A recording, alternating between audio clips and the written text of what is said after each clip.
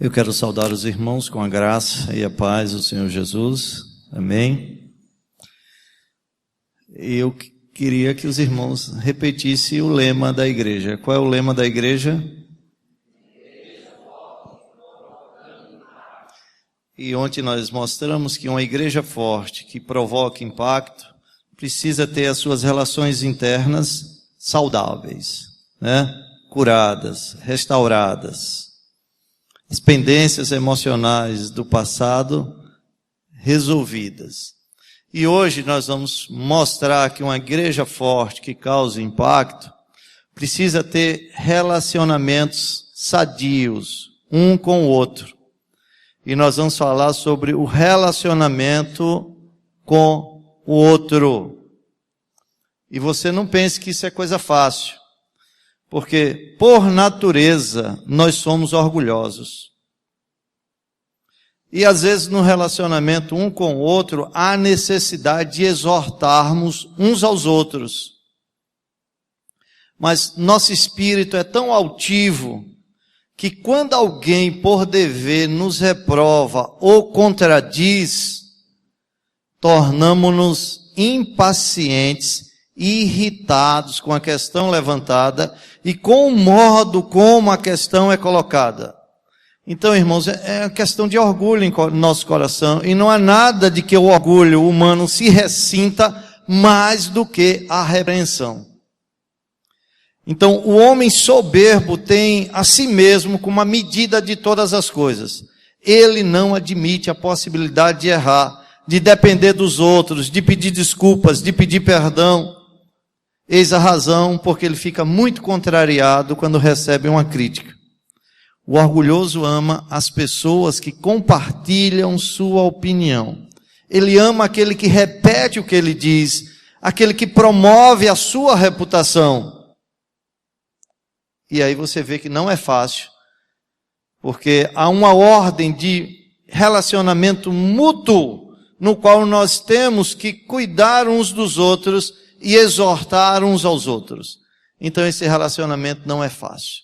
E é sobre isso que eu quero falar nesta manhã. O relacionamento com o outro. Por favor, abram suas Bíblias no livro de Mateus.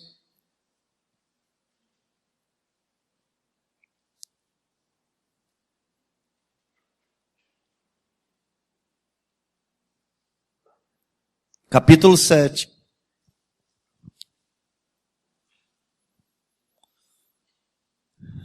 Mantenham o texto aberto durante todo o tempo da exposição. Capítulo 7 diz assim, do versículo 1 a 5, nós vamos ler. Não julgueis, para que não sejais julgados.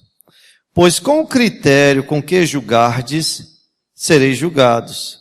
E com a medida com que tiverdes medido, vos medirão também. Porque vês tu o argueiro no olho do teu irmão, porém não reparas na trave que está no teu próprio? Ou como dirás a teu irmão, deixa-me tirar o argueiro do teu olho, quando tens a trave no teu? Hipócrita, tira primeiro a trave do teu olho, e então verás claramente para tirar o argueiro do olho de teu irmão. Vamos orar. Deixa a Bíblia aberta aí. Senhor, como precisamos de Ti, Senhor. Da Tua graça, da Tua bondade, da Tua misericórdia, do Teu amor manifesto agora em nosso meio. Tua palavra nos ordena, Senhor, a cuidarmos uns dos outros. Procurarmos os nossos irmãos quando vemos que eles têm necessidade. Mas é tão difícil, Senhor, sermos entendidos, sermos compreendidos, sermos aceitos na exortação que estamos fazendo. Pedimos que Tu nos dê a sabedoria necessária para nos dirigirmos uns aos outros, para cuidarmos uns dos outros. Mas também, ó Senhor, nos dê graça para olharmos para nós mesmos, antes de procurarmos ajudar o outro. Ajuda-nos a tirar a trave que está em nosso olho e assim possamos crescer juntos, sendo uma igreja forte, uma igreja que causa impacto nas nossas relações internas e externas, para que o mundo creia que realmente Cristo é o enviado. Desse modo nós te rogamos, e é em nome do próprio Cristo, que tu nos ajude agora, dá-nos o entendimento necessário, em nome dele. Amém. Meus irmãos, eu quero começar com uma pergunta. Tomando o texto de Mateus 7, versículo 1, não julgueis para que não sejais julgados. A pergunta que eu faço é a seguinte: será que Cristo aqui está proibindo todo tipo de julgamento? Será que o Senhor proíbe que se forme opinião ou expresse essa opinião com referência ao outro? Porque às vezes quando nós procuramos o nosso irmão para mostrar o erro em que ele está laborando, alguns olham para a gente e dizem assim: olha, você sabe o que é que diz a palavra de Deus? Não julgueis para que não sejais julgados. Deixe, meu irmão, deixe, só Deus pode me julgar. Mas será que é isso mesmo que Jesus está dizendo? Será que eu não posso expressar a minha opinião em referência ao outro? A resposta, meus irmãos, está no próprio contexto. Não é isso que Jesus está dizendo. O próprio contexto e outros textos bíblicos mostram que eu posso sim expressar a minha opinião em relação ao outro, que eu devo expressar a minha opinião em relação ao outro, e se eu não fizer isso, eu cometo pecado diante de Deus. Por exemplo, no próprio contexto, no capítulo 7, logo em seguida, nós lemos até o versículo 5, o versículo 6 exige julgamento para identificar cães e porcos. Como é que eu posso identificar cães e porcos sem fazer um julgamento? O texto diz assim: não deis aos cães o que é santo, nem lanceis ante os porcos as vossas pérolas, para que não as pisem com os pés, e voltando-se, vos dilacerem. Nos versículos 15 a 20, aí do mesmo contexto, exige julgamento pelos frutos para identificar os falsos profetas. Paulo, escrevendo aos irmãos de Tessalônica, diz que nós devemos julgar todas as coisas, lá em 1 Tessalonicenses, capítulo 5, versículos 20 e 21. Escrevendo aos irmãos de Corinto, ele diz: falo como a criteriosos, julgai vós mesmos o que digo. 1 Coríntios 10, 15. Com relação a pecados públicos, Paulo escreveu o seguinte: com que direito havia eu de julgar os de fora? Não julgais vós os de dentro? Os de fora, porém, Deus os julgará. Expulsai, pois, dentre vós o malfeitor. 1 Coríntios 5, 12 e 13. Paulo também diz que precisamos examinar e julgar a nós mesmos. Porque se nos julgássemos, tá ligado? Porque se não julgássemos a nós mesmos, não seríamos julgados. Então, este versículo nos exorta a um exame e julgamento cuidadoso de nosso próprio coração. Então, Paulo nos chama ao autoexame toda vez que participamos da Santa Ceia. Então, todas as outras formas corretas de julgamento dependem deste autoexame honesto. Examinai-vos a vós mesmos. Era isso que Jesus tinha em mente quando disse: tira primeiro a trave do teu olho. Lucas 6,42 confirma isso.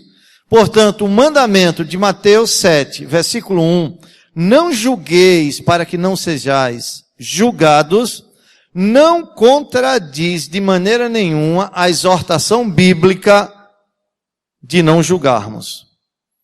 Então, vejam uma coisa.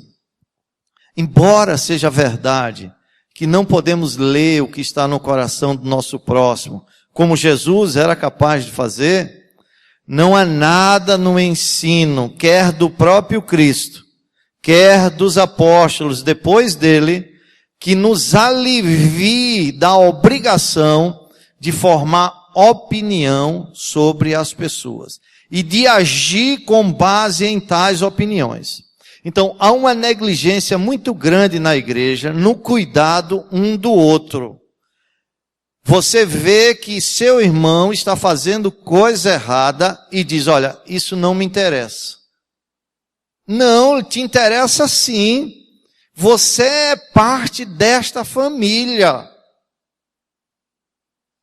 Se você vê o seu irmão carnal fazendo uma coisa errada, te interessa? Te interessa sim. Você corre, vai atrás lá do seu irmão carnal para corrigi-lo? Mais importante é a família formada na cruz. Esse é assunto da noite. Mais importante é a família formada na cruz. Mas às vezes lavamos as mãos e usamos Mateus 7, versículo 1, não julgueis para que não sejais julgados. Mas também, meus irmãos, se julgarmos de forma indevida, estamos cometendo pecado. Então, há de haver o equilíbrio. Temos que julgar? Sim. Se eu não julgar, cometo pecado. Se eu julgar de forma errada, cometo pecado. Então, fica subentendido que às vezes será nosso dever expressar nossos juízos. O cuidado deve ser tomado na forma como julgamos e não no julgamento em si. Vejamos agora o que Jesus nos ensina sobre isso. Em primeiro lugar, Jesus nos diz que é permitido julgar, desde que não sejamos juízes. Então, em primeiro lugar, o que é que Jesus diz? Vamos, repitam, por favor. Muito bem, desde que não sejamos juízes. Versículo 1. Vamos lá agora, Mateus 7. Não julgueis para que não sejais julgados. Pois com o critério com que julgardes, sereis julgados. E com a medida com que tiverdes medido, vos medirão também. Então, não julgueis. Agora, quero toda a sua atenção. O que Jesus condena aqui é o tipo de julgamento que mais parece com uma condenação. O grande problema da condenação é que são baseadas nas aparências e boatos, não na realidade das coisas. O próprio Jesus, lá no Evangelho de João, no capítulo 7, versículo 24, ele diz assim: não julgueis segundo a aparência, e sim pela reta justiça. Então, eu não devo expressar o meu julgamento, expressar a minha opinião, com base em aparência, com base em boatos. Julgar pela aparência, meus irmãos, é julgar os motivos. E Jesus nos proíbe de julgar os motivos dos outros. Por que ele faz isso? Simplesmente porque não somos capazes de discernir os pensamentos e os propósitos do coração. Isso é prerrogativa divina. Isso é querer colocar-se como juiz. Só há um juiz e um legislador, que é Deus. Nós somos irmãos. Não podemos julgar o coração dos outros, nem suas intenções, pois pertence a Deus a prerrogativa de testá-los, e não devemos ocupar o seu lugar. Provérbios 14, 10. Eu queria que você abrisse esse texto comigo. Provérbios 14, 10. Não desmarque Mateus, por favor.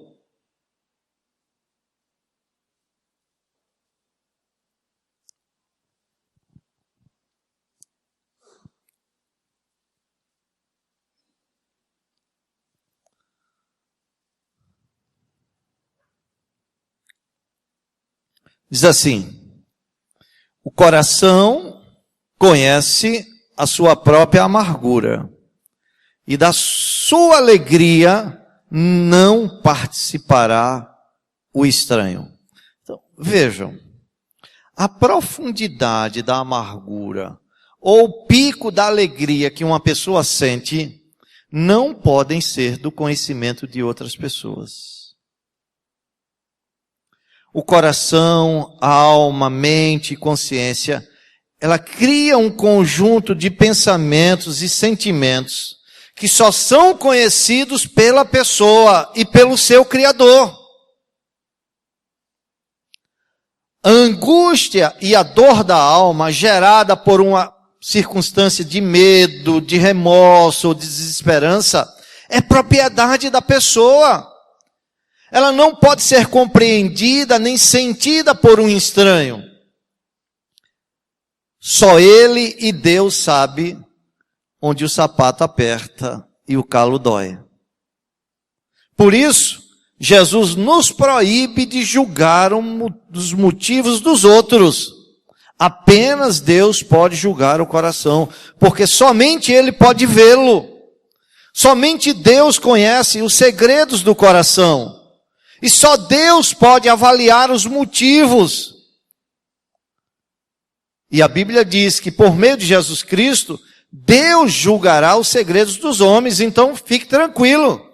Eu não preciso julgar as aparências. Julgar os motivos não é nosso papel. Como diz 1 Coríntios 4:5. Portanto, nada julgueis antes do tempo, até que venha o Senhor, o qual não somente trará apenas a plena luz as coisas ocultas das trevas, mas também manifestará os desígnios dos corações, e cada um receberá o seu louvor da parte de Deus. Então, ouçam uma coisa interessante. O julgamento que é feito com base nas aparências nos coloca como juiz, tomando para si uma prerrogativa divina. Além do que, o julgamento que é feito com base nas aparências e boatos é um julgamento precipitado. E nele se corre o risco de dizer coisas falsas, coisas desnecessárias e coisas maldosas. Provérbios 18, versículo 8, diz que as palavras do maldizente são doces bocados que descem para o mais interior do ventre. As pessoas recebem isso de uma forma extraordinária. Irmãos, a Bíblia nos proíbe de julgar maldosamente, impiedosamente ou com disposição de prejudicar. Certa vez, li em um boletim de igreja as seguintes palavras, eu vou repeti-las. Escute. O boletim dizia assim: por favor, não acuse o homem que manqueja ou tropeça pela estrada, a não ser que você já tenha calçado os sapatos dele, ou carregado o seu fardo. Talvez haja pregos nos seus sapatos que você não está vendo. E o fardo que ele carrega poderia fazer você também tropeçar. Não faça pouco do homem que se sente abatido, a não ser que você já tenha experimentado o que ele experimentou e que só ele conhece. Talvez você seja forte, mas o golpe, se fosse em você, também poderia, da mesma maneira e na mesma hora, fazê-lo cambalear como ele cambaleou. Não seja tão áspero com aquele que falha. Não lhe jogue pedras, a não ser que você tenha certeza, e muita certeza, que não tem falta nenhuma. Fique sabendo que se o tentador falasse ao seu ouvido, do mesmo modo que falou ao dele, você teria se desviado como ele se desviou. Irmãos, tirar conclusões sobre os outros, quando não conhecemos os fatos, quando não conhecemos os motivos, quando não conhecemos as circunstâncias envolvidas, é colocar-se no lugar de juiz.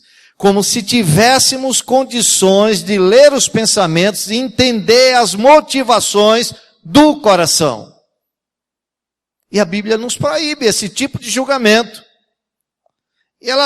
E temos algumas razões para não exercermos esse papel. Não nos colocarmos na posição de juiz. Sabe por quê? Porque nós somos falíveis.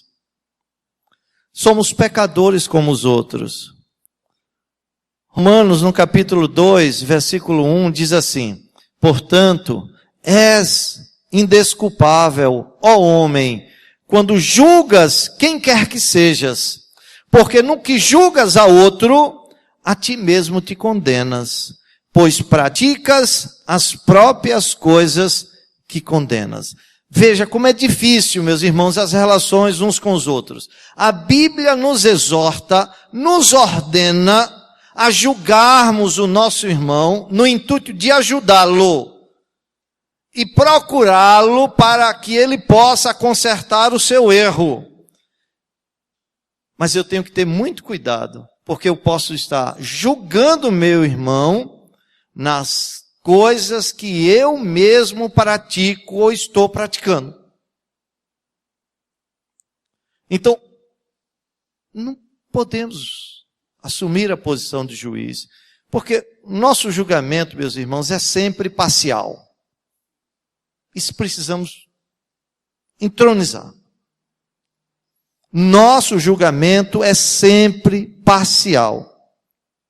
Na nossa natureza, podemos favorecer a uns em detrimento de outros. Principalmente porque somos preconceituosos. Guardamos ideias formadas contra isso ou aquilo. Ou mesmo contra certo tipo de pessoas. Por conta disso, discriminamos alguns e acobertamos outros. Então, quando aquela pessoa comete um erro, e essa pessoa, ela pensa como eu penso, ela gosta do que eu gosto, ela sente o que eu sinto, a minha tendência é julgá-la de uma maneira diferente e até mesmo acobertar o erro, porque eu sou preconceituoso. Mas quando é outro, eu julgo severamente. Na verdade, não exercemos o mesmo juízo crítico para com aqueles que estão identificados com os nossos preconceitos. Quando a situação é inversa, aí crucificamos. Eis a razão porque nunca devemos julgar a condição de um homem, nem aquilo que ele realmente é. E às vezes nós julgamos uma pessoa através de um único ato que ela cometeu. Carimbamos aquela pessoa. Nós não podemos fazer tatuagens das pessoas, deixar aquela marca para sempre. Temos sempre que acreditar na graça, confiar na graça do Senhor, que a graça é transformadora, que a graça muda. E eu não posso tatuar aquela pessoa com aquela imagem para sempre. Nem julgá-lo por aquilo que aquele ato representa para nós. Porque devido aos nossos interesses, estamos sempre prontos a ser parciais. Spurgeon, ele diz uma coisa fantástica. Ele diz assim, ó, quando você tiver vontade de medir as atitudes dos outros, seria muito bom parar um pouco e olhar para si mesmo. Depois, acrescente 50% de virtude no seu próximo. E subtraia 50% das que você colocou em si mesmo. Se o fizer, deixará de criticar os outros com tanta prontidão. Parece que na igreja tem pessoas que pensam que têm o dom de criticar. Meus irmãos, Deus não deu esse dom, não. Deus nos dá discernimento de algumas situações para que a gente possa entender o erro, mas é para ajudar a pessoa. E temos que ter muito cuidado, porque quando julgamos de forma indevida, trazemos sobre nós o julgamento de Deus. Romanos, no capítulo 14, versículo 4 e versículo 10, diz assim: quem és tu que julga o servo alheio?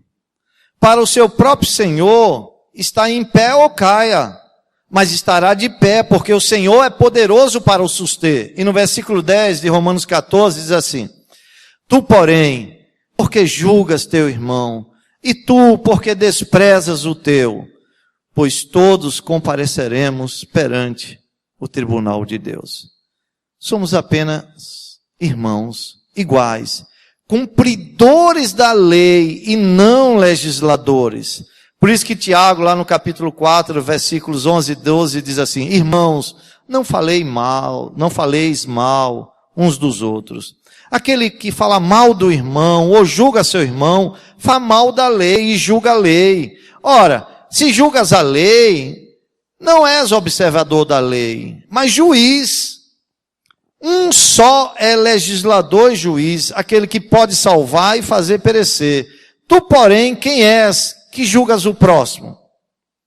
Então, vem um alerta aqui para nós, irmãos. Um alerta.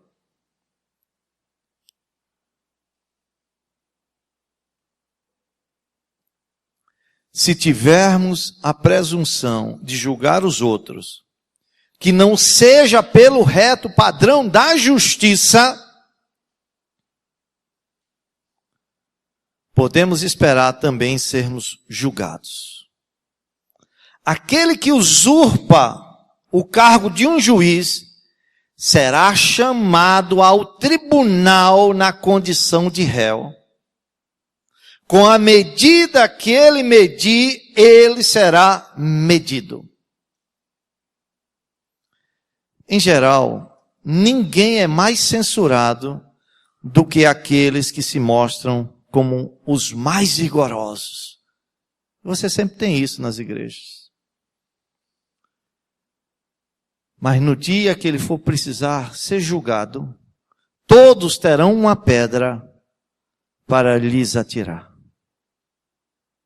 Além do que, eles também serão julgados por Deus, e dele receberão uma grande condenação. Serão medidos com a medida que tem medido. Então, ouçam uma coisa. Quanto mais uma pessoa se aproxima da semelhança de Cristo, menos ele julga como juiz os outros. Aqueles que estão sempre julgando como juiz, estão se afastando de Cristo. Estão afastados de Cristo. Perderam o espírito do amor de Cristo. E esqueceram que o juízo final pertence a Deus.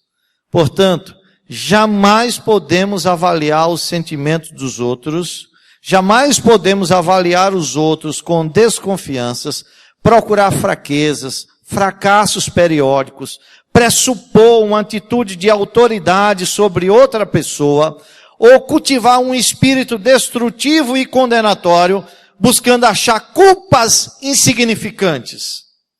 Quando fazemos essas coisas, assumimos um papel onisciente, o qual sugere que nós somos o Senhor e os outros são nossos servos.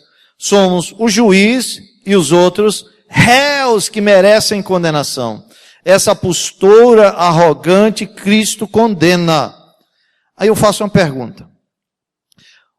O que seria de você se Deus fosse tão rigoroso e severo ao lhe julgar? Como você é ao julgar os seus irmãos? Vou repetir a pergunta. O que seria de você se Deus fosse tão rigoroso e severo ao lhe julgar? Como você é ao julgar seus irmãos? O que seria de você se Deus lhe fosse pesar na mesma balança que você pesa o seu irmão? Entretanto, você pode esperar que isso venha a acontecer, se você for exagerado ao registrar o que seus irmãos fazem de errado. Nisso, como em outras coisas, o violento comportamento dos homens irá cair sobre suas próprias cabeças. Uma coisa eu costumo dizer: o juízo de Deus é sempre proporcional ao tipo de pecado que cometemos. Com a medida que medirmos, seremos medidos. Portanto, como discípulos de Cristo, podemos e devemos julgar os outros irmãos, desde que seja com prudência, com amor, com cuidado e no propósito de ajudar. Então, quem tem o propósito de ajudar não vai espalhar boatos, não vai espalhar conversas. Quem tem o propósito de amar, de cuidar, é compreensivo, é amoroso.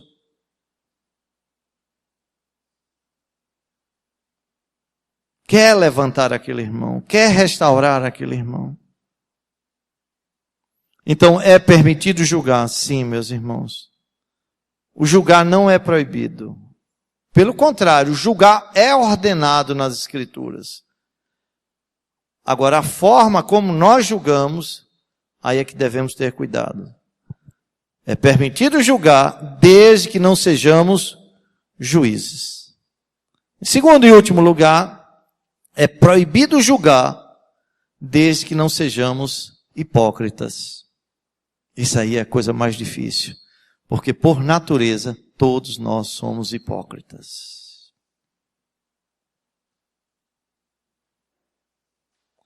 Vejam o que diz os versículos 3 a 5.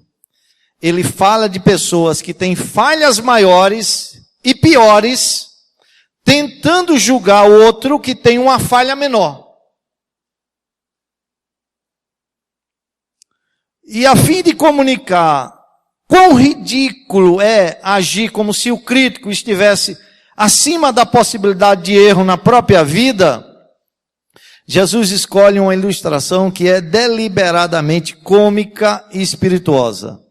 A analogia da trave do argueiro. Vamos examiná-la. Versículos 3 a 5. Porque vês tu o argueiro no olho de teu irmão, porém não reparas na trave que está no teu próprio. Ou como dirás a teu irmão, deixa-me tirar o argueiro do teu olho, quando tens a trave no teu? Hipócrita, tira primeiro a trave do teu olho, e então verás claramente para tirar o argueiro do olho de teu irmão. Então aqui Jesus está ensinando que é errado alguém concentrar sua atenção na pequena mancha que há no olho do seu irmão. E enquanto assim faz, não levar em conta a trave que está no seu próprio olho.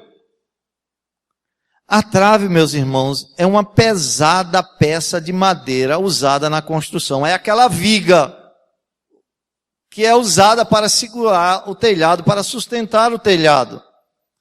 É aquele suporte horizontal para travar o madeiramento. A pequena mancha, ou argueiro, é uma pequenina farpa de palha ou madeira. E talvez uma minúscula lasca de uma viga. Vocês percebem a figura que Jesus está usando? Ele se dirige ao ouvinte comum perguntando: como é possível que ele fique olhando atentamente um simples argueiro no olho de seu irmão e até mesmo pedindo permissão para removê-lo? Olha, irmão, eu queria conversar contigo. É um problema que eu quero falar, que está me incomodando muito. É que eu estou vendo uma farpazinha pequena no teu olho.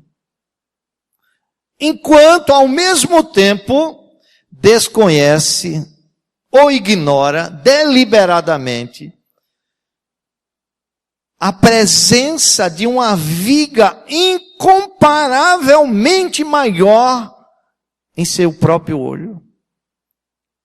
A pergunta é: como é possível fazer uma cirurgia nessas condições? Como pode um oftalmologista cego realizar uma cirurgia no olho alheio? Jesus diz que isso é o quê? Isso é o quê? Hipocrisia. Aqui o Senhor condena o espírito de censura, o juízo áspero, a autojustificativa em detrimento dos outros. Spurgeon, ele capta a essência da reprimenda de Jesus, dizendo o seguinte sobre estes versículos.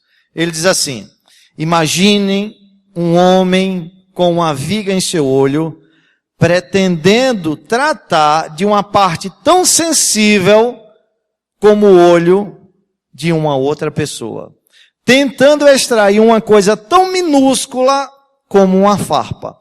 O que eu acho fantástico é que Cristo podia usar qualquer outra parte do nosso corpo, mas usou a parte mais sensível, o olho. E aí Spurgeon agora pergunta: não é ele um hipócrita, fingindo estar preocupado com os olhos de outras pessoas e, no entanto, nunca atentando para o seu próprio?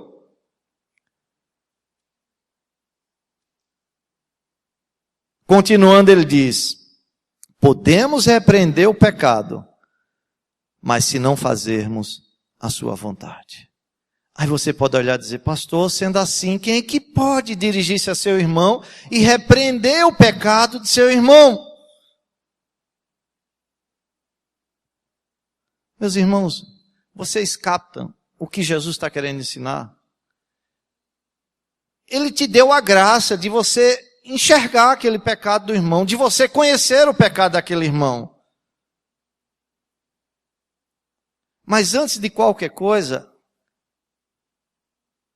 não é para você beneficiar o teu irmão, é para você beneficiar a si mesmo. Porque Deus está te mostrando que você precisa ir ao teu irmão. Mas antes de ir ao teu irmão, verificar se você tem uma trave no teu olho. Então o primeiro beneficiário de todo esse processo sou eu. Sou eu. Que vou para o autoexame. E no autoexame vejo coisas erradas na minha vida. Porque eu vi coisas erradas, não vou atrás do irmão. Não é isso. Deus te mostrou coisas erradas para serem consertadas. É como algumas pessoas que vêm para a Santa Ceia e dizem: olha, não quero não a Santa Ceia. Mas por que você não quer a Santa Ceia? Não, porque eu estou com coisas erradas na minha vida. Mas Deus te mostrou as coisas erradas, manda que você se examine, mas não diz para você não comer. Diz: examine-se e coma. Quem é crente, batizado, professo, não tem opção para participar ou não da ceia. É graça, é ato de misericórdia. Deus está dando a oportunidade de você ver o seu pecado, corrigir o seu pecado, entrar em comunhão com Cristo e participar dignamente da ceia. O fato de participar dignamente é você reconhecer a sua miséria, a sua indignidade. Mas você faz a opção de sair para casa e levar o pecado e não participar do banquete e ainda tem a esperança de participar do banquete celestial. Como? Se você rejeita o banquete que te é oferecido aqui. A mesma coisa é quando Deus nos mostra o pecado de outro. Você devia chorar. Mas nós temos aquele prazer íntimo de ver a miséria do nosso irmão. Devia chorar, porque Deus está trabalhando na sua vida. Não é sem razão que só você teve conhecimento daquela história. Não é sem razão porque Deus botou você frente a frente e você conseguiu ver o erro daquela pessoa. É porque Deus está querendo trabalhar na sua vida. E eu não posso contestar a maldade se a pratico deliberadamente. Os fariseus eram excelentes em censurar, porém vagarosos em corrigir-se. E a igreja está cheia de fariseus, meus irmãos, dos quais eu me incluo, somos todos nessa condição. E o pior, os fariseus censuravam sem misericórdia, sem amor. Então os irmãos entendam o ponto principal da mensagem do Senhor, mas não a interprete mal. Ele não está dizendo que é errado ajudar alguém a lidar com um argueiro que precisa de atenção. O que é hipocrisia é fazê-lo enquanto se nega a tirar a trave em seu próprio olho. Então você não tem opção, meu irmão. Você não pode lavar as mãos. Portanto, primariamente o julgamento deve ser dirigido a você mesmo e aos seus atos, e não ao seu irmão. Talvez você precise de paciência. Você vê que seu irmão está errado. Você tem provas incontestes que o seu irmão está errado. Domingo é Santa Ceia. Talvez você precise de paciência para esperar ele comer uma Santa Ceia.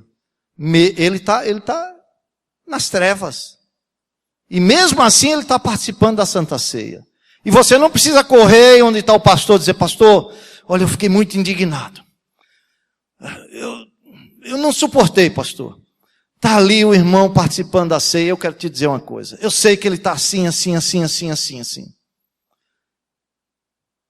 Não. Você talvez precise ver ele participar da segunda, da terceira Santa Ceia. Enquanto você não corrigir o seu pecado, a obrigação é sua.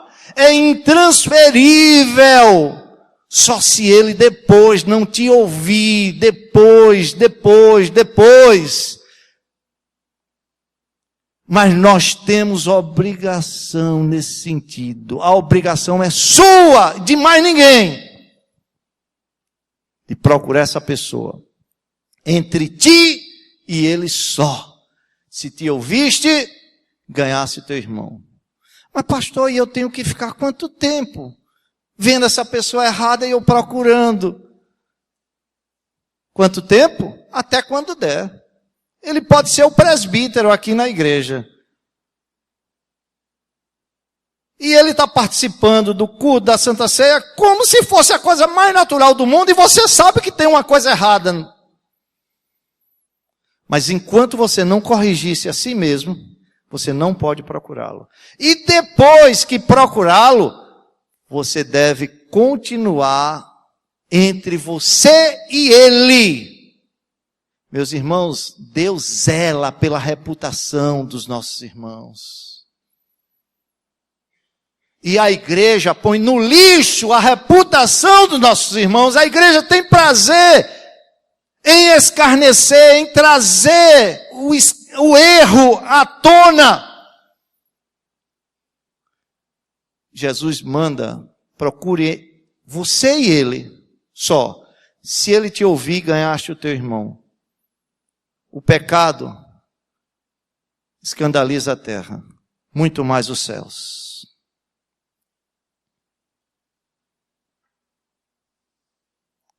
Jesus quer que seja resolvido e que aquele irmão seja grato a você pelo resto da vida, porque você soube tudo aquilo da vida dele e teve paciência, teve cuidado de procurá-lo uma vez, duas, três, quatro, e ninguém nunca soube. Porque se as pessoas soubessem, nunca mais as pessoas olhariam para ele da mesma maneira. Mas você foi muito amoroso, muito cuidadoso. Você não diz os segredos lá de sua casa? Diz? Você chega para abrir a boca e dizer, ó, meus irmãos, eu tenho um irmão agora que está roubando. Eu queria dizer a todo mundo aqui na igreja que meu irmão de sangue, ele está roubando, é um ladrão. Você diz? Você tenta cobertar isso da melhor maneira possível. Mas você também não lava as mãos. Se for meia-noite que você tem essa notícia, você é capaz de meia-noite ir na casa dele e dizer, rapaz, que coisa é essa? Você está jogando a nossa família na lama, rapaz. Você não está vendo que isso não é correto, essa atitude? Mas, olha, não compreendemos a importância da irmandade na igreja. Com os irmãos da igreja, nós agimos de forma diferente. Quando nós temos superioridade, Jesus olhou e disse assim, olha, meu irmão, minha irmã, meu pai, minha mãe, são esses aqui que fazem a vontade de Deus. A família formada na cruz é muito superior à família consanguínea. Então temos que ter um cuidado muito maior nesse sentido. Então, na verdade, Jesus, ao falar do cisco, quer mostrar que os pecados dos outros devem ser atenuados. Você deve até criar racionalizações. Por que será que ele está fazendo tal coisa? Eles devem ser atenuados. Enquanto que os nossos pecados devem ser agravados. Porque eles são comparados a uma trave. Então ouçam uma coisa. Somente as pessoas que mantêm breves memórias de suas próprias falhas, de suas fraquezas, de seus próprios pecados, somente estas têm condições de ajudar outras pessoas nessas coisas. Ontem eu estava falando com a irmã, a gente conversando e falando da filhinha dela. E ela disse, olha, tem uma filhinha que muito parece com o pai, outra muito parece comigo. Aí ela começou a dizer as qualidades negativas que a filhinha tem, e ela diz, olha, eu me vejo nela. Aí eu disse, isso é um atenuante também, né, para as falhas dela. É verdade, pastor, porque eu não posso julgá-la tão severamente, porque eu sei que eu também cometi isso. Então, olha, irmãos, quando nós nos lembramos das nossas próprias falhas, a gente tem um atenuante para com a falha do nosso irmão. As pessoas vulneráveis, humildes, transparentes, são as melhores confortadoras, as melhores consoladoras. Pessoas severas demais, essas não servem para consolar, para confortar. Aqueles que têm amnésia dos seus próprios pecados, são severos em relação aos outros, mas brandos em relação às suas próprias falhas. Um bom exemplo disso é o confronto do profeta Natã com o rei Davi. Sobre a trágica falta de Davi com Batseba. Está lá em 2 Samuel, capítulo 12, de 1 a 7. Vou só narrar para você entender. Um bom exemplo disso. Como o hipócrita é severo em relação às falhas dos outros e brando em relação às suas falhas. Quanto às suas falhas, ele cria as racionalizações favoráveis para justificar por que ele fez aquilo. Aparentemente, ninguém havia dito uma palavra para Davi sobre o seu pecado até aquele dia que Natã vai ao encontro dele. Você sabe há quanto tempo Davi está com aquele pecado encoberto? 14 meses. Ninguém nunca havia confrontado Davi. O menino já havia nascido e ninguém tinha confrontado Davi. Agora o rei e o profeta estão face a face. Natã expôs o pecado de Davi em uma narrativa imaginária. Ele começou falando sobre um homem que possuía inúmeras ovelhas e gados, mas que, no entanto, tomara a cordeirinha que pertencia a um outro homem. Então Natã faz a pergunta: o que deve ser feito a esse respeito? Pergunta ao monarca. Davi, inconsciente de que a narrativa era parábola da sua própria vida descuidada e carnal, proferiu palavras de furor com caráter de justiça contra o homem que tinha logrado vantagem de um outro daquele modo. Suas palavras foram: o homem que cometeu tal coisa deve ser punido imediatamente e punido de morte. Ninguém era punido de morte por roubar uma ovelha. Mas ele agravou tanto a penalidade que diz que o homem deve ser punido de morte. E olha que Natan diz assim, na narrativa Natan diz: a pobre ovelhinha que esse homem tinha. Então, vejam, lá estava o monarca hipócrita, com vigas de engano e homicídio em seu olho. Está ali com pecado escondido, cobiçou, roubou, matou, adulterou, mentiu. Agora está falando com zelo arrogante e piedade falsa. Aí Natan responde: tu és o homem. Eu não tenho dúvida de que naquele momento lágrimas rolaram pelos olhos do rei Davi, enquanto vigas e traves eram removidas num enchente de humilhação, permitindo-o enxergar a si mesmo claramente. Irmãos, todos nós somos incrivelmente iguais a Davi.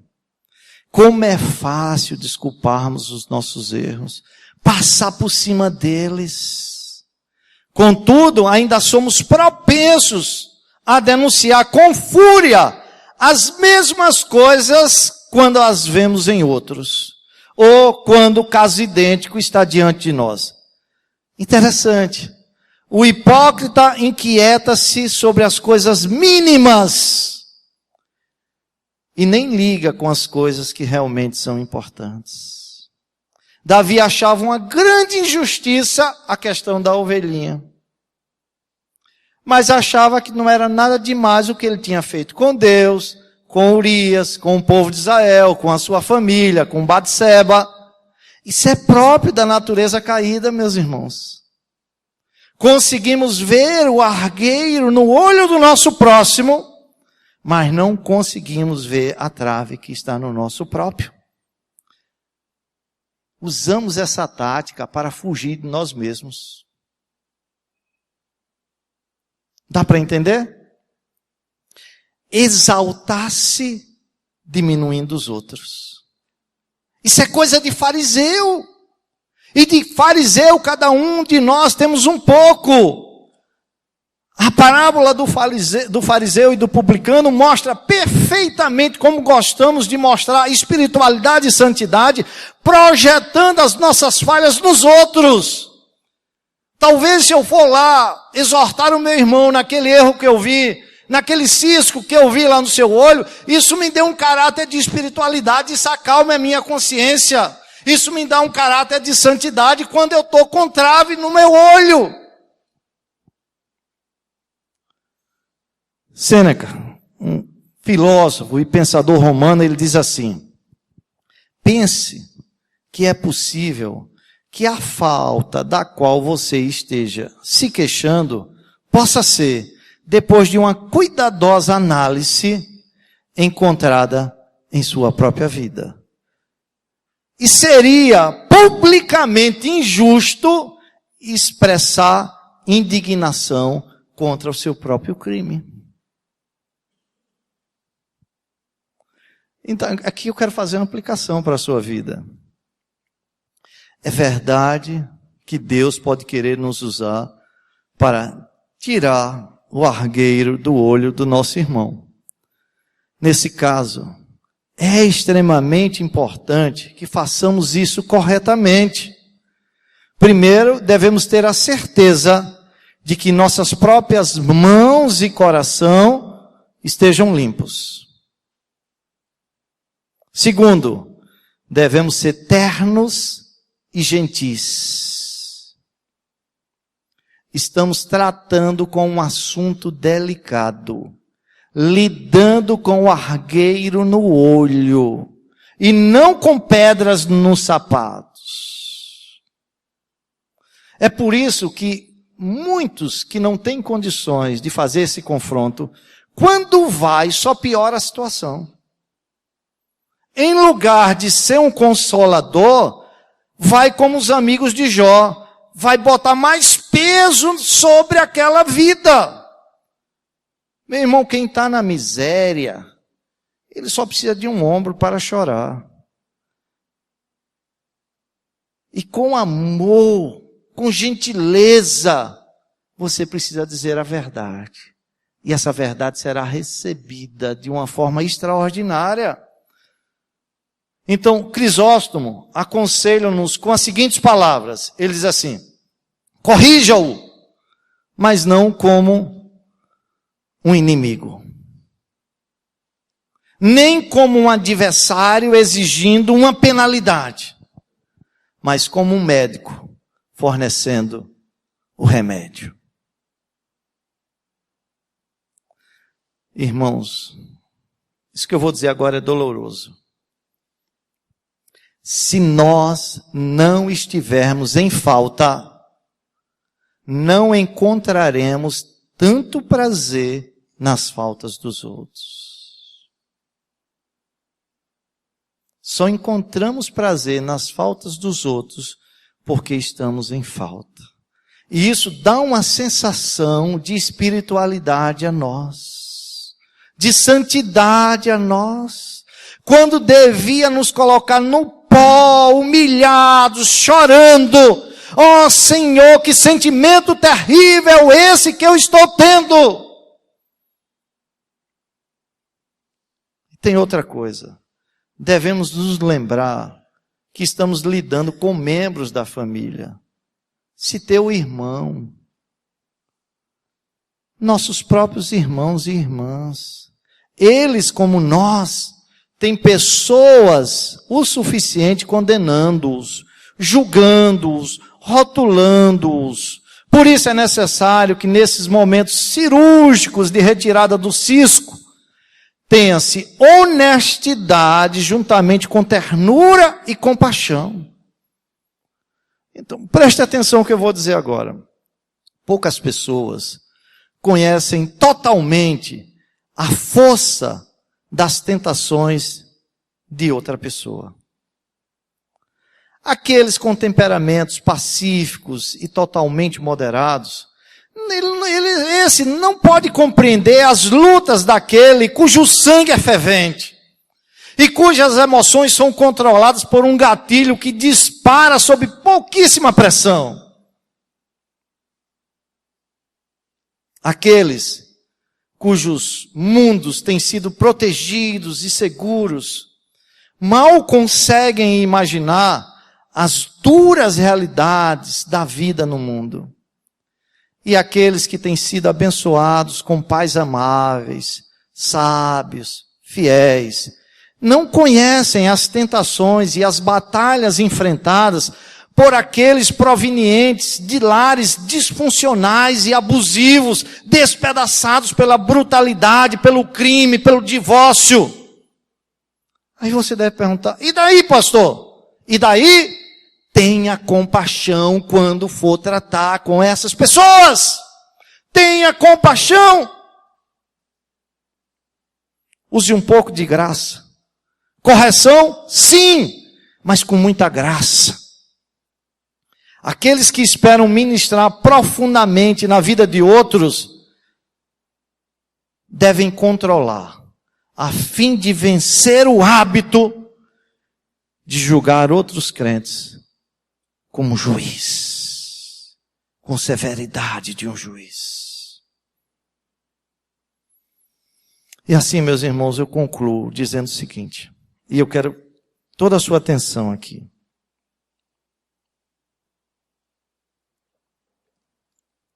Parece estranho, mas somente quando somos realmente irmãos é que temos condições de julgar. Então você vê que o problema não é julgar, mas a forma como nós fazemos. Em nenhum momento Jesus me proíbe de ver o argueiro no olho de meu irmão. Nem me proíbe de retirá-lo. Você vê alguma proibição aí no texto que nós lemos? Vê? Não. Desde que primeiro eu tire a trave que está no meu olho. Minha missão, em primeiro lugar, é olhar para mim mesmo. E só depois se inclinar em direção ao meu irmão, procurando ajudá-lo a tirar o argueiro que atrapalha a sua visão espiritual. Paulo, considerado o apóstolo da graça, ele coloca isto da seguinte forma. Lá em Gálatas, no capítulo 6, versículos 1 e 2, Paulo diz assim, ele diz, se alguém for surpreendido em alguma falta, vós que sois espirituais, corrige-o com espírito de brandura. Já que você é espiritual, já que você está acima da situação, já que você está num nível de santidade maior, corrija-o com espírito de brandura e guarda-te para que não sejas também tentado. Lembre-se que você também é pó. Levai as cargas uns dos outros, e assim cumprireis a lei de Cristo. Eu quero fazer aqui uma observação importante para finalizar. Tá bom, pastor. Então agora eu entendi a minha obrigação nessa relação mútua com o meu irmão. Eu devo, quando entender que há um erro, eu devo procurá-lo, mas primeiro eu tenho que corrigir a mim mesmo e devo procurá-lo. E eu estava sendo negligente nisso. Eu deixava, às vezes é muito mais cômodo eu falar com o presbítero, como se eu não tivesse a responsabilidade, como se eu não fosse dessa família. Ou dizer ao pastor. Aqui vai um conselho para as lideranças. Se qualquer pessoa procurar você dizendo, meu irmão, eu queria falar com você, porque olha, eu tenho percebido que o irmão fulano tal tem feito isso.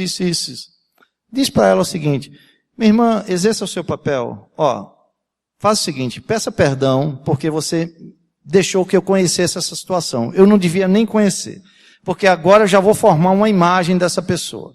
E a culpa foi sua. Você não devia ter feito isso. Peça perdão a mim, peça perdão a Deus, porque você fez isso. E volte e vá procurar o seu irmão, seguindo os passos que preceitua a palavra de Deus. Se depois de algum tempo, você procurando ele, orando por ele, ele não te ouvir, aí sim, aí você pode me procurar. Mas não faça isso, porque Jesus quer que você conserte essa situação entre você e ele. Então, irmãos, você não deve, você sabendo agora, veja, agora vem com outro conselho, né? E essa é uma observação importante. Você não deve sair por aí distribuindo instruções, distribuindo conceitos. Parece que o que eu estou dizendo agora é paradoxal, né? Distribuindo censuras. E menos ainda, consolação a endurecidos corações, a quem certamente essas dádivas não irão adiantar. Isso só vai provocar irritação e raiva contra você. Então, olha, é um princípio sempre de equilíbrio, da sabedoria. Então, você atira uma pérola a um porco, e ele irá ficar tão ofendido como se você tivesse atirado uma pedra. Então, quando você percebe exatamente que está se relacionando com corações endurecidos, com corações zombadores, desprezadores da palavra de Deus, censuras, por assim dizer, a essa pessoa, são consideradas afrontas. Então tem que ter sabedoria. Jeremias, lá no capítulo 6, versículo 10, ele diz assim, a quem falarei e testemunharei para que ouçam? Eis que os seus ouvidos estão incircuncisos e não podem ouvir. Eis que a palavra do Senhor é para eles coisa vergonhosa. Não gostam dela. Agora você tem que seguir um outro princípio quando a situação chega aí. Não dê coisas santas aos cães e aos porcos, que na Bíblia são considerados criaturas imundas. Então, entre a geração dos pecadores, existem alguns que chegam a tal ponto de iniquidade que são considerados como cães e porcos. São notoriamente depravados. Eu tenho um colega lá no meu ambiente de trabalho que é um depravado. E quando ele fala uma coisa errada, eu vou estar censurando. Não faça isso, não faça. Você já entendeu claramente que ele é um depravado.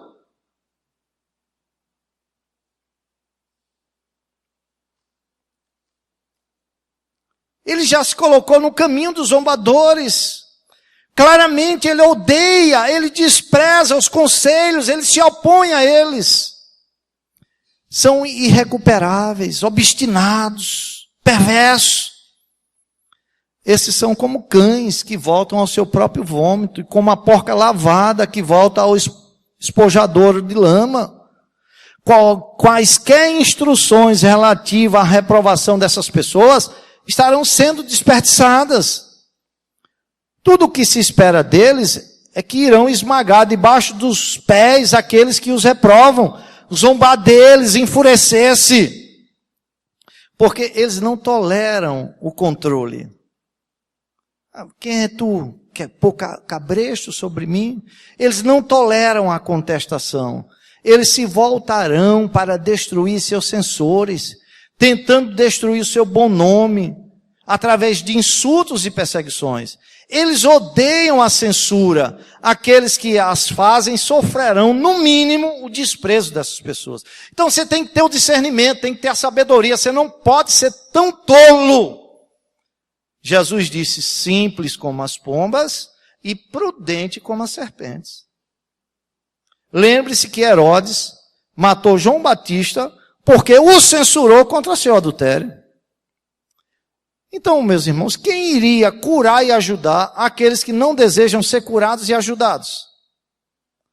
Então não é apropriado tirar o pão das crianças para lançá-lo aos cães. No entanto, aí vem um outro cuidado. Devemos ser cuidadosos com quem condenamos como cão ou porco. Aí é um outro cuidado. E não fazê-lo antes de um julgamento cuidadoso e somente com evidências indiscutíveis. Então fica esse conselho.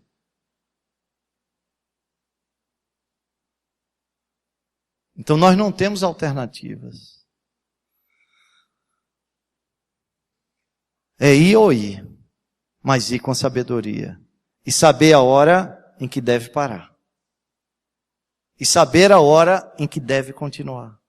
Só a graça de Deus é que nos dá essa sabedoria para não pecarmos contra Ele. Em suma, o cristão deve se comportar como irmão. Ele reconhece o erro, diz a verdade, mas transmite graça para reconciliar. Que Deus nos livre, irmãos, de julgarmos como juiz ou hipócrita. Amém. Amém.